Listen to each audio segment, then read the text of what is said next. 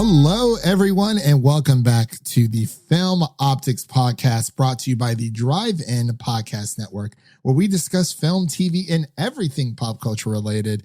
I'm your host, Christian, and every single week I'm joined by my co-host, Devin. It is Friday, my dude. Yeah, that's what I'm talking about. It's finally here. Friday's here. How's your work week been? Not too bad. Yeah, it's over. It's all that matters. Yeah, that is very true. For me, it's, I'm glad it's the weekend. I'm just, ready to, relax a little bit.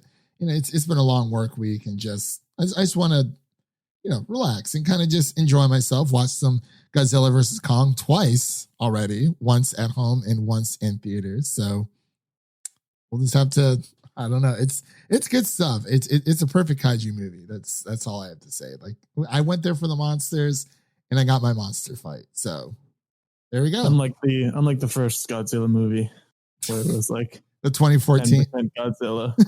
Yeah, I think it was the 2014 Godzilla versus.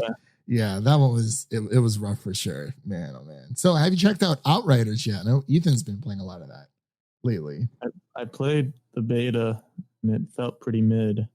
Yeah, because Ethan was like really pissed because he couldn't get it on Game Pass for PC, and I think it's only available on Game Pass for console for quote unquote free. So there was that whole debacle. But I told him, like, all right, man, you just drop to 60. I guess he got definitely didn't seem worth paying for. That was just me. Yeah, I was kind of hoping that this would have been on Game Pass for PC. I don't have an Xbox. I'm hoping Deathloop will too. I wonder how that's going to work.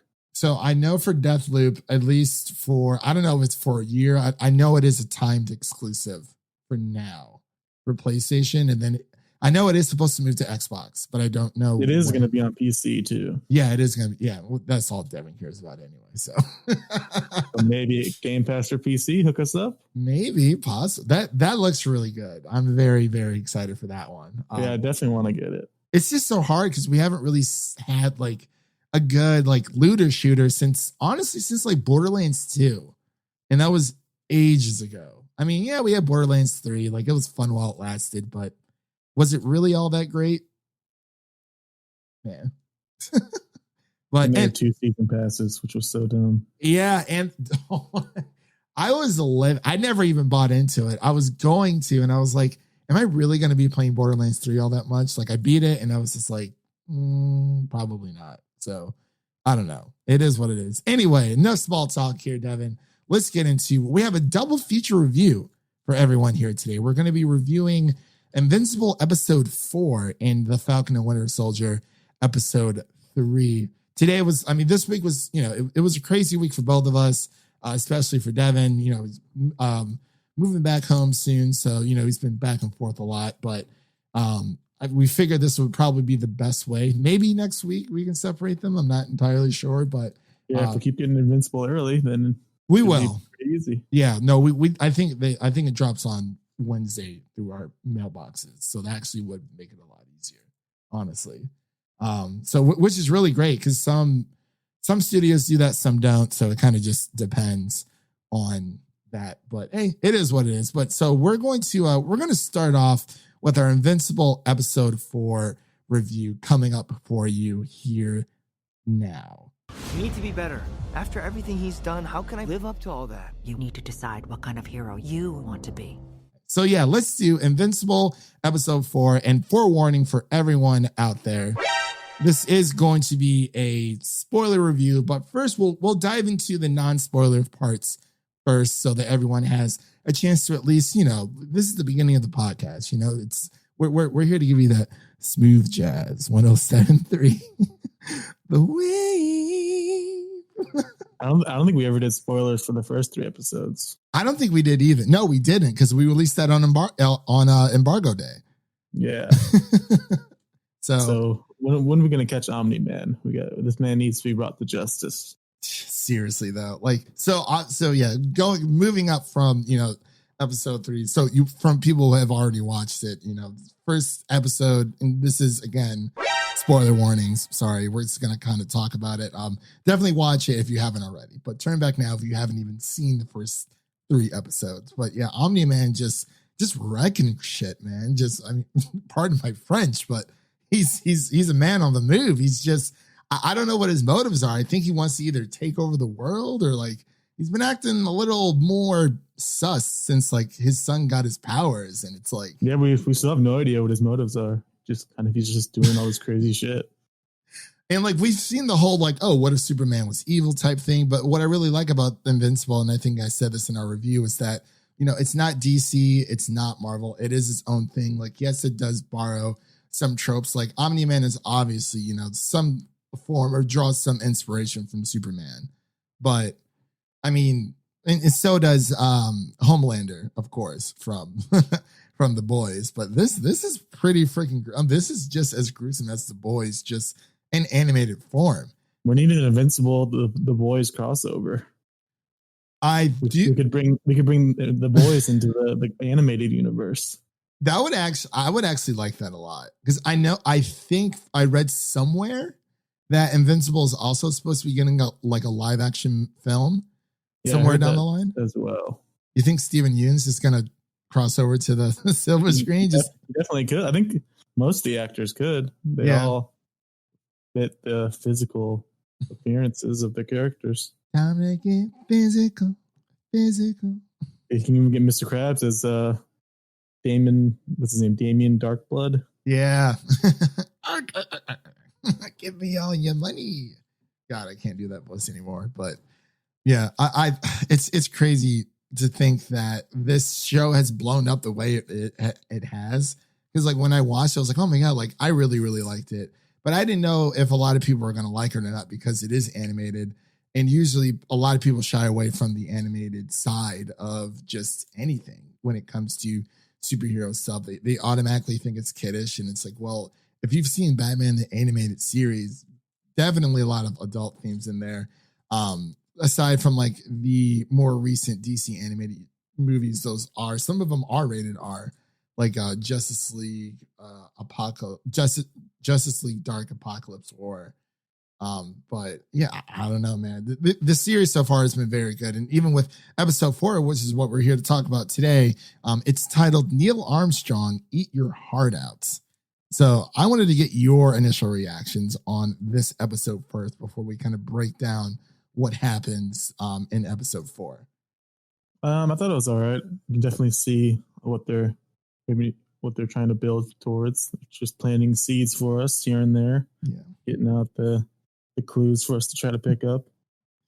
Yeah, I think, how many episodes how many episodes is season 1 supposed to have? Do we know? I think 8. Okay, I did. Yeah, I thought it was 8. Wow, these short episodes, man, they're just halfway there. We're halfway there with both series, with Falcon and the Winter Soldier and Invincible now. This is crazy. I don't know what to think. For some reason I thought it was a solid 10, but I mean, these episode runtimes they do push like 40 to 45 minutes. And I believe with episode 4, it is around 45 minutes. And they're all about 45. Yeah, we definitely get that. The full 45. It's not like with WandaVision where it shows like 45 and like 15 of it is like, credits and stuff like that. But I mean, I could kind of understand with WandaVision, because there is so much that went into that show. And they did say, this does have more VFX than Avengers Endgame. So there was a lot of people working on that product. And it's like, you have to make sure to, mention everyone who was involved. So I totally get it. Now that I think about it, at least. But yeah, episode 4, I guess for my initial reaction so far, it has, like, I really enjoyed it. I got a few chuckles here and there, especially when Grayson, him and I think it is Zazie Beetz' character. I'm drawing a blank on the name of the actual character right now. The girl that he goes on a date with, and he finds the Amber. So things with them are going pretty well. And like you said, they are planting seeds, and it seems as of right now, everyone kind of knows what's going on. For the most part. Some people are kind of out of the dark with Omni-Man's the happening, I guess you can say. But overall, so they go to Mars and whatnot in this episode, and it was a ploy for someone else, but I'm getting ahead of myself for going for the breakdown. But for my initial thoughts, I really did enjoy it. It kept me glued to my seat. I kind of just didn't want it to end. I know there are a lot of people out there who are actually waiting until next week to kind of watch, a few episodes back to back. And like, I can kind of understand if they were like around 30 minutes, but this is a pretty good chunk. But, it's diving deep into the lore. I really like how Grayson, Steve Yeun's character is. It's just, he's still learning to be a hero. He's not just, episode 4, he's here, he's out there, and it's, he's still learning of what it means to be a hero. And that's what I really like about it. And it's just, it's good stuff. You know what I mean? I mean, Mark Grayson is one of those heroes who, he is a late bloomer. He does get his powers at a later time. And it's, he's kind of, he's 17 years old. So that's, prime time teenager form. But I liked it so far. I really like this episode for what it was. Definitely planted. It was kind of creepy in a way, especially like the ending. You know what I mean? Yeah.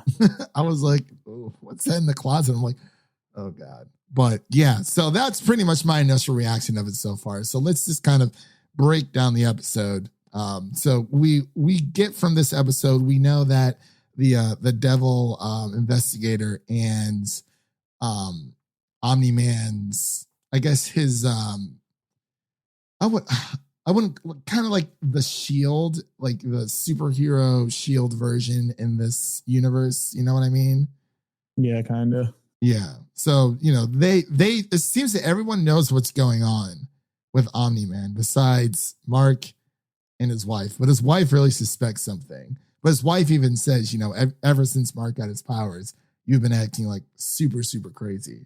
Yeah, it's kind of an interesting dynamic because it's like, it feels like everybody knows that he did it, but like, what the hell are they going to do? He's Omni-Man. Like, they had to figure out a plan of even beginning to try to figure out what he did and how to stop it, because he can just destroy everybody. Yeah, it's kind of like it's like they're sweeping it under the rug, and it's just like, oh, like nothing here to see. And even the devil investigator, he's like, he just flat out says it, like it wasn't even built up to it. Omni-Man has like a few confrontations with him, and Omni-Man's like, hey, like you need to stay off my case. And he's like, oh, well, you killed 7 people. He comes out and says it. It's like, oh, like there it is. Like, it's just there. I'm like, wow, like this is pretty cool. But so I don't know, so like there's technically 3 stories here, because the robot we see is, robot's also looking nefarious. What are your thoughts on that? It's kind of weird because it's kind of going against what the usual tropes, because usually the robot's kind of just like the sidekick that always does whatever it's told in these type of stories, but he's going off on his own and doing his own stuff. He's got some interesting projects going on, I guess. He's been making moves for sure. Like, he's just casually like, that weird blue man, super strong alien. He's, regrowing like another version of him. And it's just like the robot, he's just nonchalantly just playing both sides, it seems like. But I really want to know what his end game is, because it's like, what's the point? Like, why is he, well, like you said, he is nefarious. And like, what makes him, like, who is he actually working for? That's what I really want to know.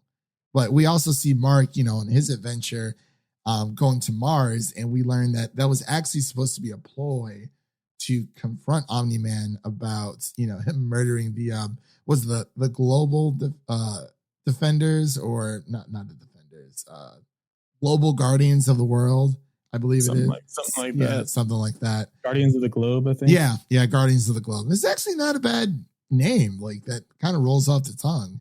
it's better than, you got Justice League, the Avengers, Guardians of the Globe. Nice. I like it. But, we see Mark on his adventure, and he was just starting to, him and Amber kind of like canoodling a little bit. We see it a little bit through episodes 1 through 3. They're starting to feel each other. Yeah. They're starting to, that teenage love. I love it how they went to the fair and he saw that one like trunk chest and he was like, oh, he's like, oh, you never got to buy one? And he looks at the price tag and it's like $800. And he's like, let's get this rice separator, something more affordable. It's just, I don't know. I really like the dialogue, especially in this episode, because it's just, I don't know. It's things that you would just automatically just think that normal people would say. It doesn't sound like super scripted. Like when he is, when Mark is out in space, protecting the astronauts, like when they're on their way to Mars, and the guy tells him to pack a sandwich, and then he tries to eat it, and obviously it didn't really work out that well, and he's just like, pack a sandwich, my ass. And it's just like, it's small little like dialogue moments like that I really like. Evan? Yeah. Oh, sorry. I like that too. But the sandwich just crumbles away into space. Yeah, it's I don't know, it's little things like that. But then we also learned that there those weird star-esque like brain little Martian, what did Mark call them? Dogs, but I forgot. I'm blanking on the terminology of them because it was so outlandish. But the Martians were cool. What did you think about the whole the Mars sequence?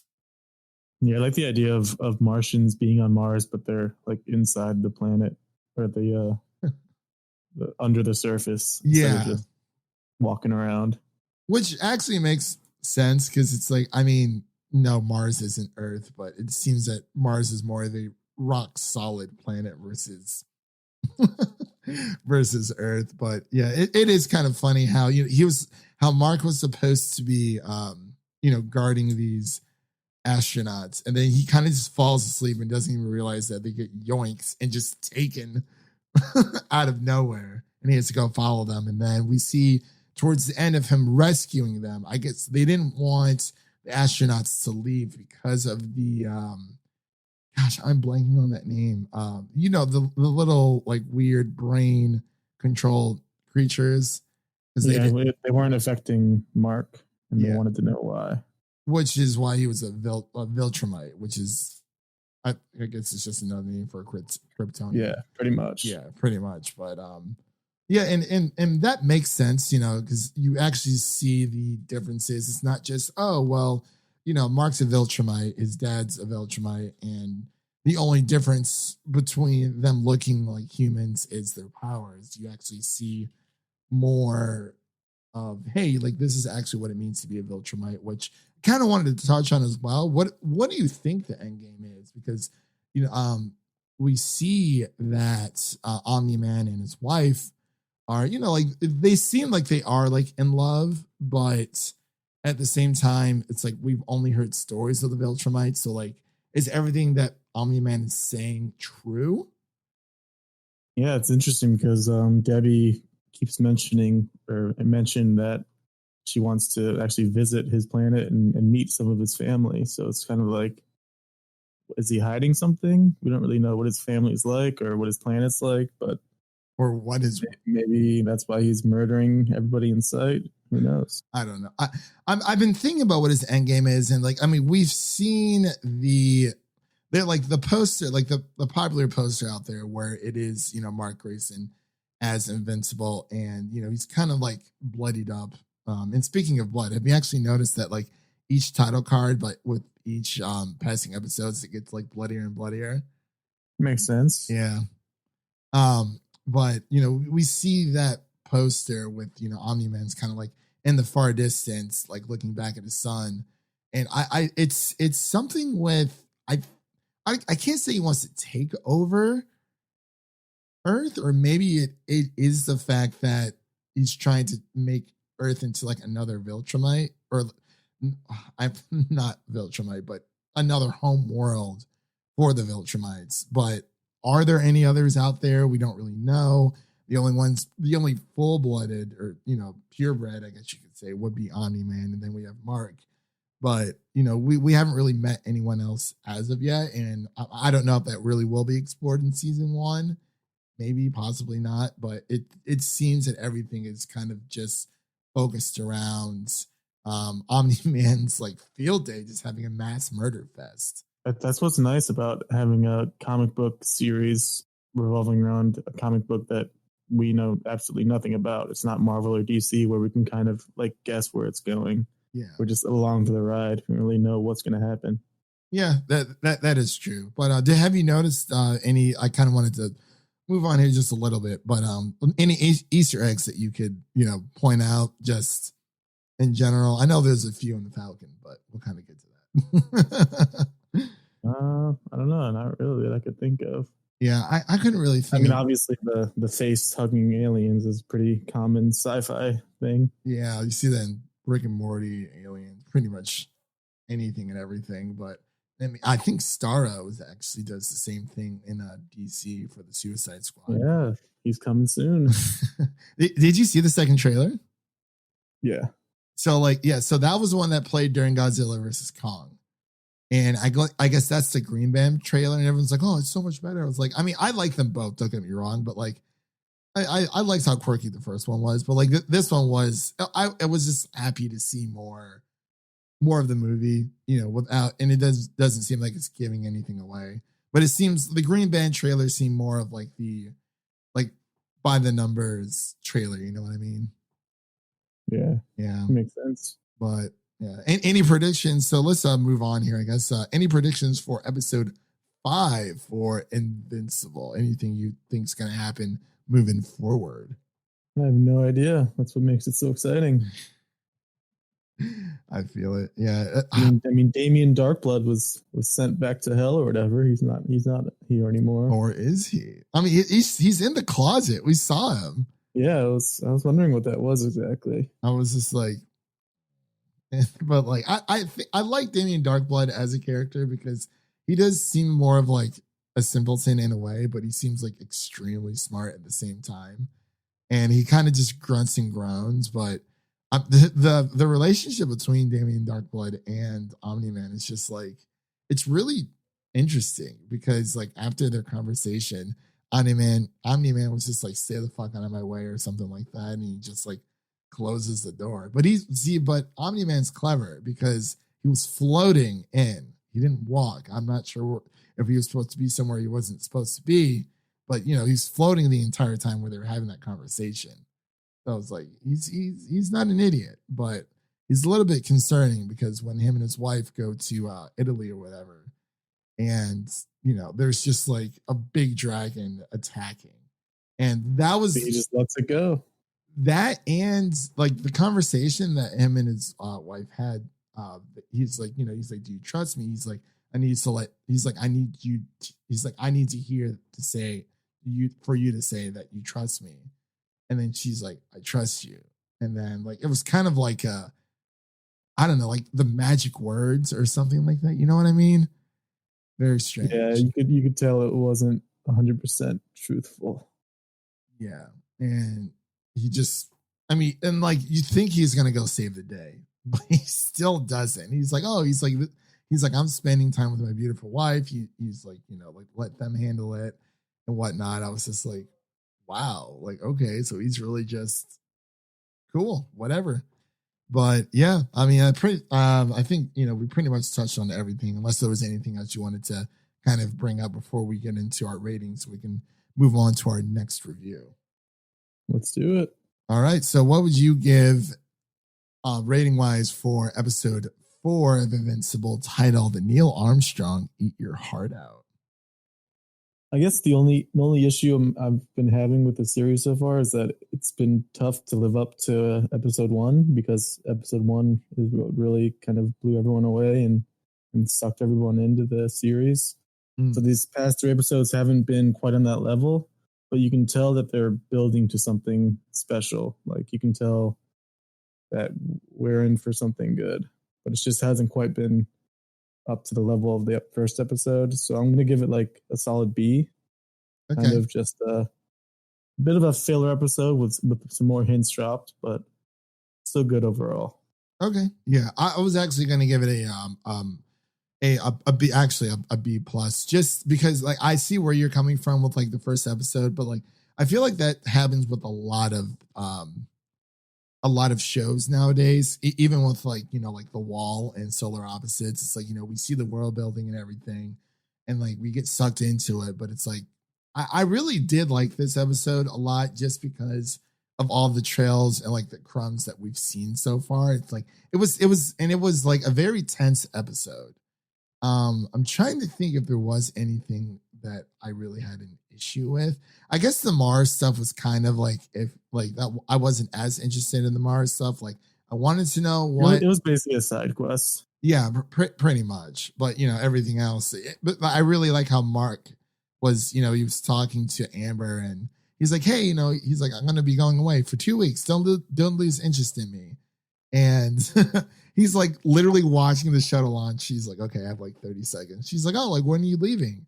And he's like now, like now. So, I mean, there's always that, but. Yeah, I do see where you're coming from, but yeah, I'll give it a B plus. Like it's good, but not great. But it's it's sucking me in. It's pulling me back in for sure. But yeah, I think that pretty much concludes our review of episode 4 of Invincible. So let's get into our Falcon and the Winter Soldier review. Let's do it. Superheroes cannot be allowed to exist. I have no intention to leave my work unfinished. All right, and we're back with Falcon and the Winter Soldier, episode 3, titled Power Broker. Devin, another good episode. I thoroughly enjoyed it. What about you? I definitely had some issues with it. There were some strange parts that we'll talk about, at least for me. But overall, it was definitely enjoyable. At least the second half was more enjoyable for me.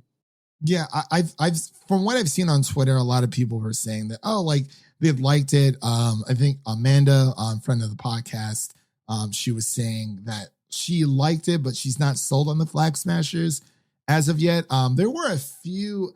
It wasn't like weird. It just seemed that like things were resolved quickly. Yeah, that's what I was gonna bring up once we get into spoilers. Yeah. So yeah, and initial reactions, we'll go past that here really quick, but yeah, I liked it.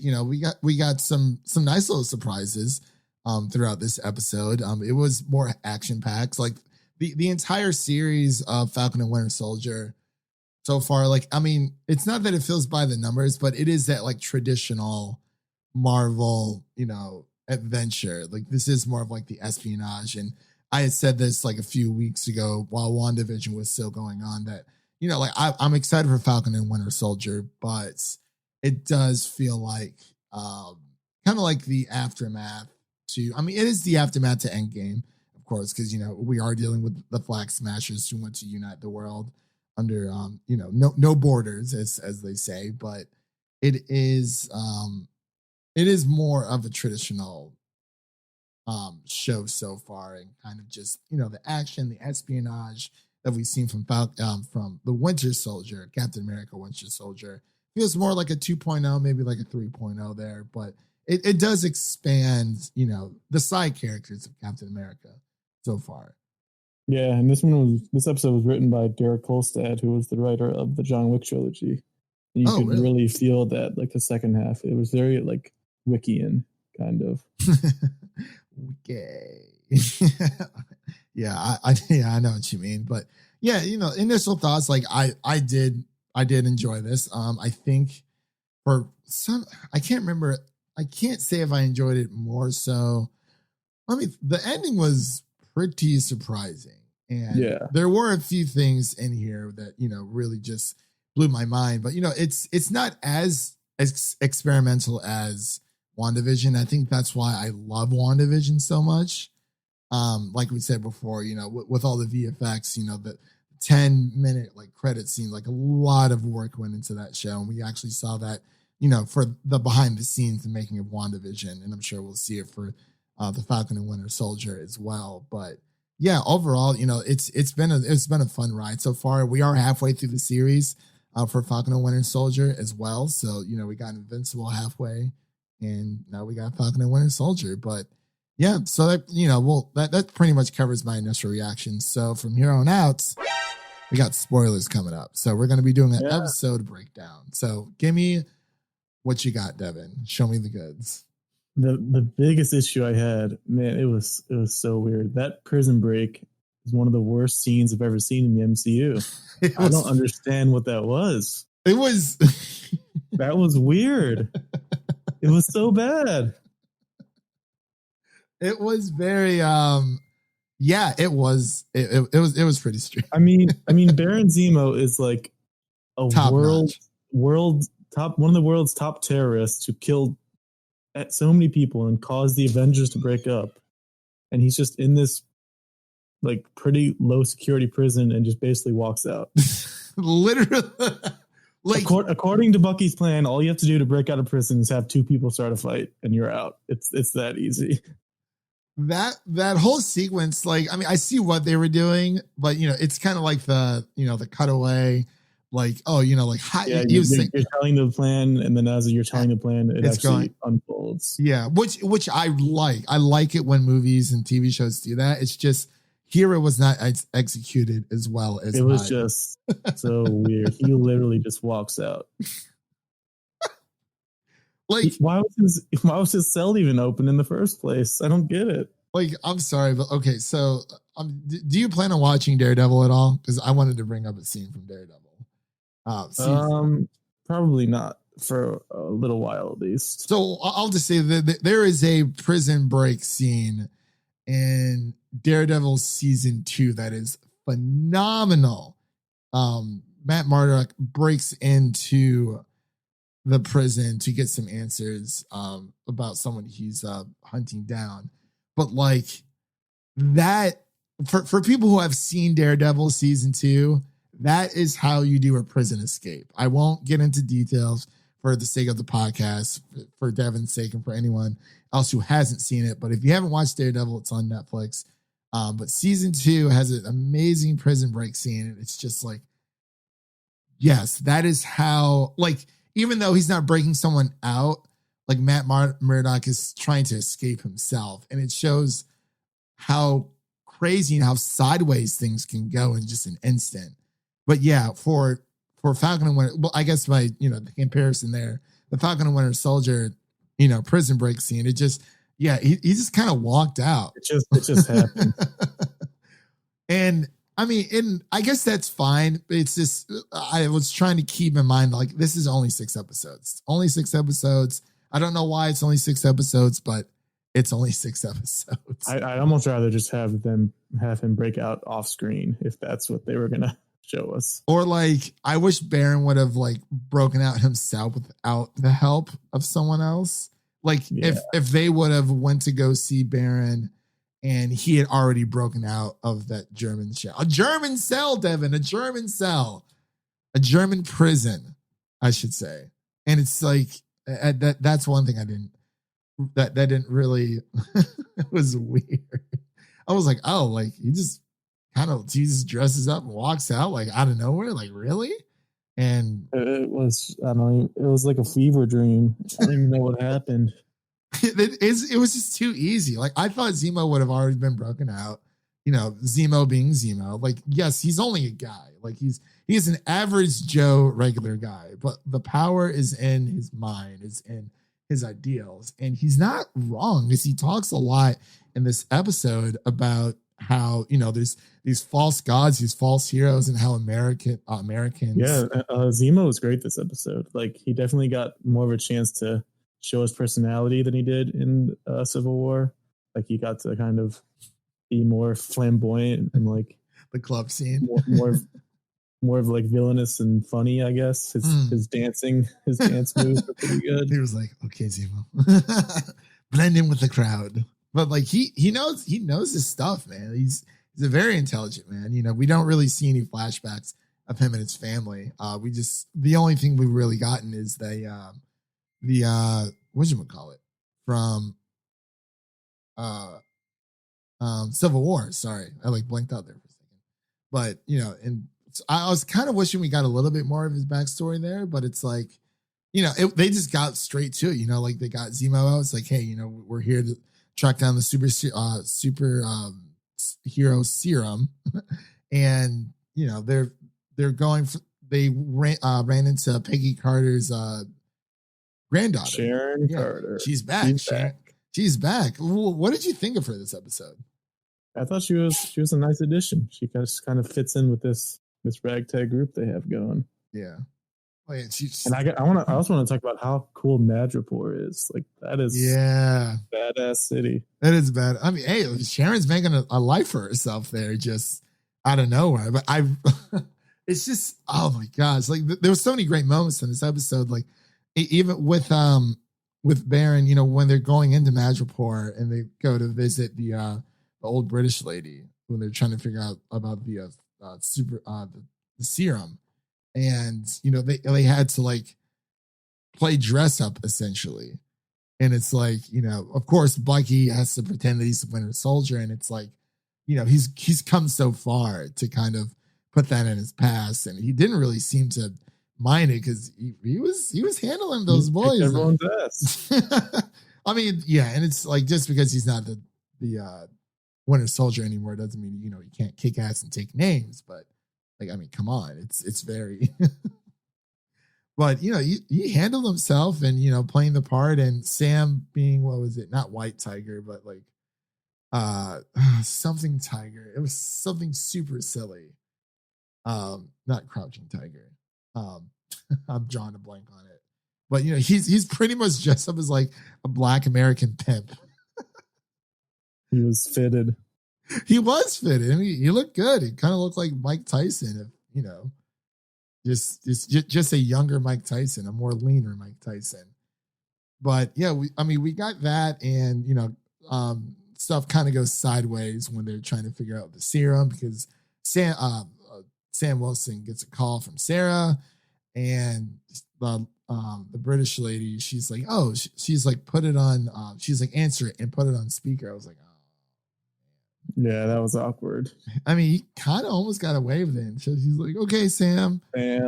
Like he could have probably could have recovered from that. It's like, oh, some people call me Sam because like clearly his nickname, that's not his real nickname, or that's not his real name, but it is what it is. But yeah, what did you think of the Baron kind of just, he seems that he's with Sam and Bucky, but at the same time, he feels like he has his own agenda clearly because he shot the crap out of that guy. I like that they reminded us that he is a Baron, so he's like filthy rich and is like literally royalty. So like he can kind of just do what he wants. Yeah, like he has his own private jet and everything. That was really nice. I'm surprised that like none of his assets or anything were like frozen. Nothing was like liquidated. It's like. No, it's just like as if he never left in a way, but he had his butler who seemed thrilled to have him back. Kind of like a happier version of Alfred there, but a happy German version of Alfred. But I don't know. But what did you think of the Flag Smashers this episode? We're kind of getting a little more background on them and what they're working for. Seems like they're trying to save some people with the super soldier serum. Yeah, and killing people to get it. But I don't know. Carly Morgenthau got some emotions this episode. She did. And I think the dying woman, I think that's her mother or her caretaker, whoever it may be.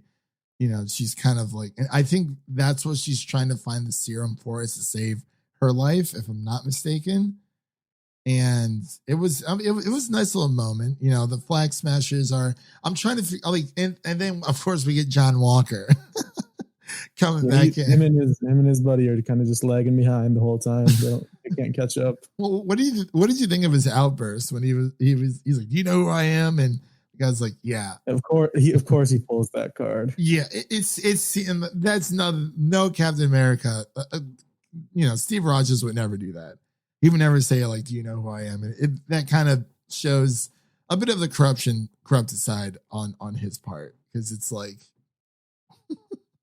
I don't know. I mean, I thought it was going to be a little bit more, out there, but the guy kind of just spits in his face, and they're just, yeah. I mean, it's like you said, they're tracking behind. They're doing the best that they can, and I really don't know what their motives are. But between you have John Walker, you have Zemo, and then you have the Flag Smashers, and it's like, okay, well, obviously, like you would, Zemo is like the number one villain. The Flag Smashers, it seems that they are more of a distraction. Like they are like this radical group, going through middle Europe and kind of trying to do their own thing. But it seems that Carly is, she blew up an entire building of people in there, and she's and even her partner was like, "Why did we didn't have to do that?" Yeah, it was like it's the only way they'll learn. Yeah, she was saying that like it's the only language they understand, and it's like she's not wrong. You got to fight fire with fire. You got to show them that you mean business. But I guess there are other ways to do that. But it is what it is. But was there anything you wanted to touch on?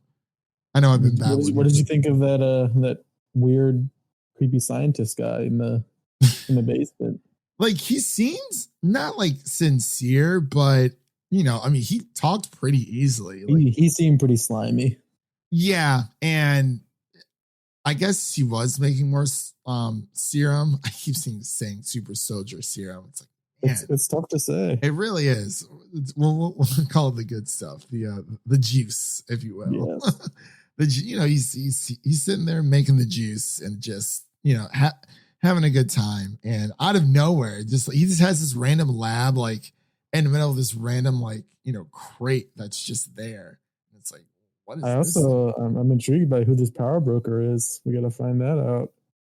Kind of seems like they're running everything. Oh, that's right. Yeah, and we also have the power broker coming into the mix, and I mean, we only have 3 episodes left after this, so I feel like this is a more like, this isn't like a super out there story. Like, they are trying to keep it more contained. So we had to figure out who the power broker is. We had to figure out, I mean, we kind of know Zemo's endgame from what we've seen in Civil War, but I like how he found that gun and shot the scientist, because he's just like, if this guy knows how to make the serum, he's dead. No more.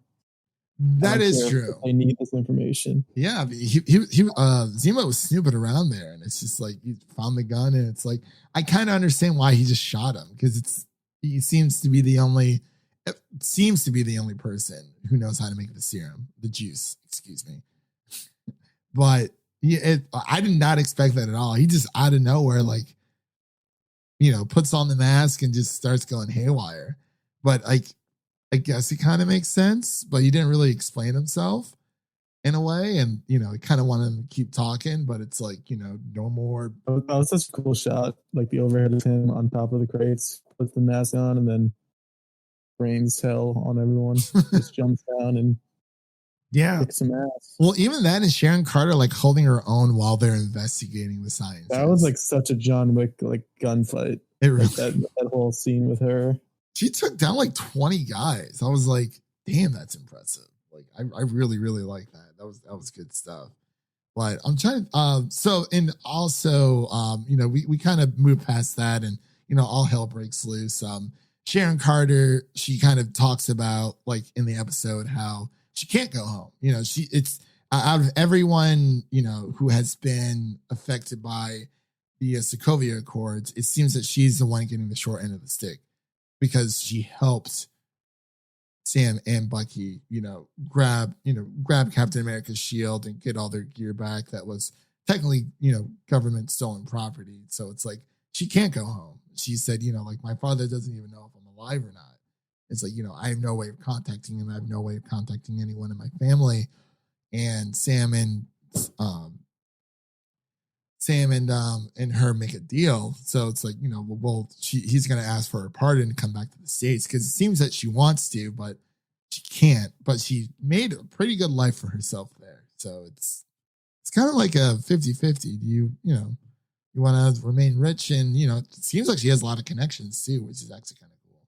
But yeah, it is what it is. But towards the end of the episode, once I think did they make it to the power brokers? I think they're trying to find Carly. That's right. Yeah, they are trying to find Carly. And then, when they get, oh, that's right, because Zemo said that they know a place where they can stay. And then, we get the Winter Soldier over here, Bucky being all, I'm just going to take a little bit of a walk. They're like, all right, whatever. He finds these small little, like, tech balls just floating around everywhere. And then it's one of the Wakandans has been. Wakanda is back, baby. When you hear that music, you just have to get hyped. Yeah. I mean, like, it really did bring a smile to my face because it's like, even then, like, yeah, like Bucky is known as like the White Wolf, whatever, but like, yeah, we never got that backstory fully, so we can finally explore that more. Yeah, I'm really excited that Bucky was the one that found out that someone was trailing them, and then it seems that she wants Zemo dead. Yeah, because Zemo's the one that killed. T'Chaka. Yeah, King.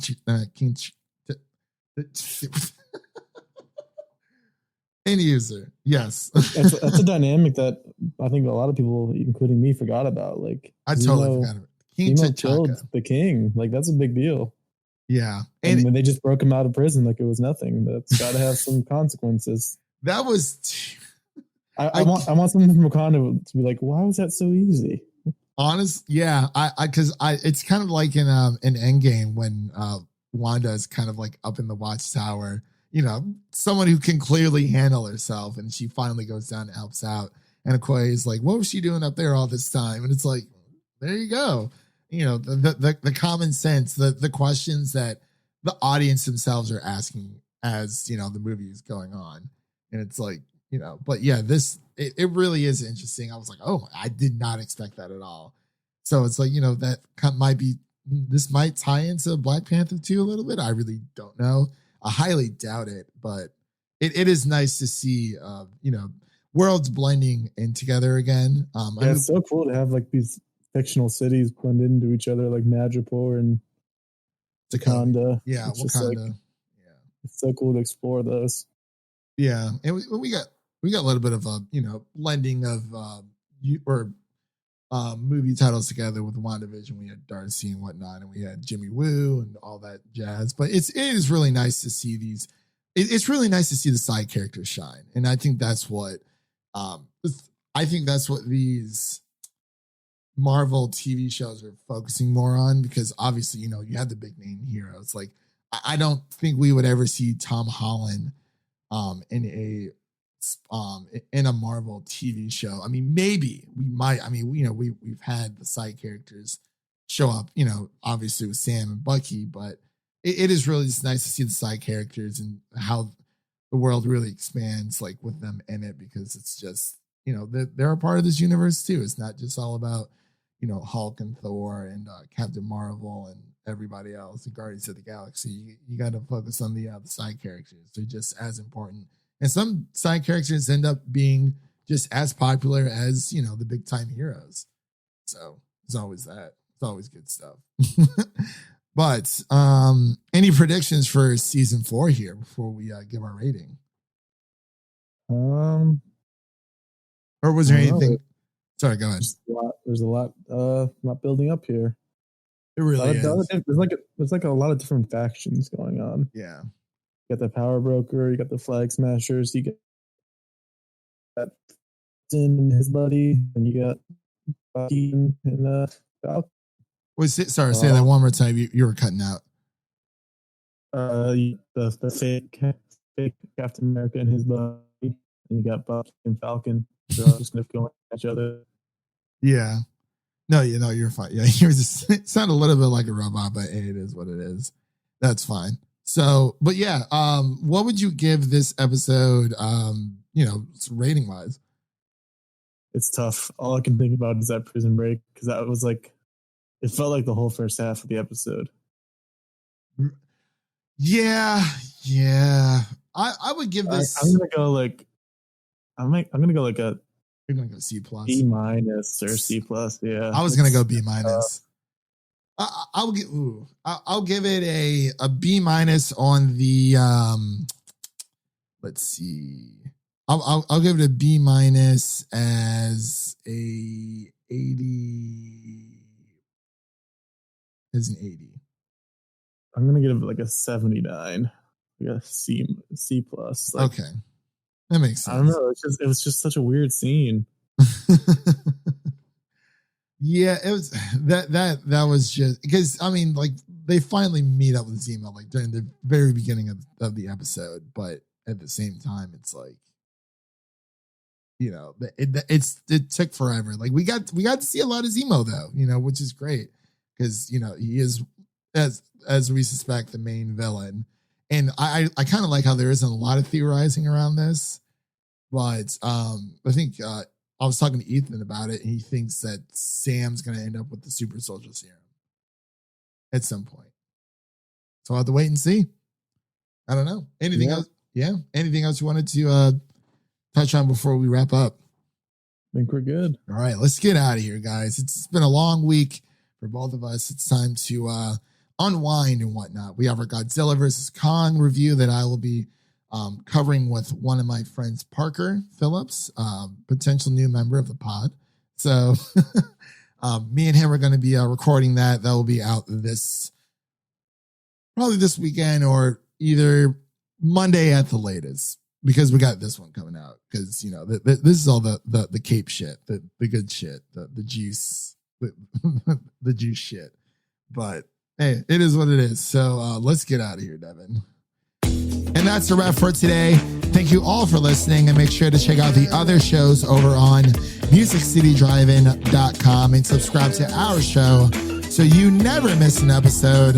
That was Devin. My name is Christian, and we'll see you guys in the next one. Peace.